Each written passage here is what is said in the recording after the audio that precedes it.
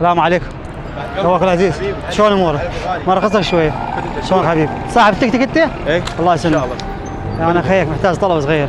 قول. فدر عينك. قول. انا من البصره.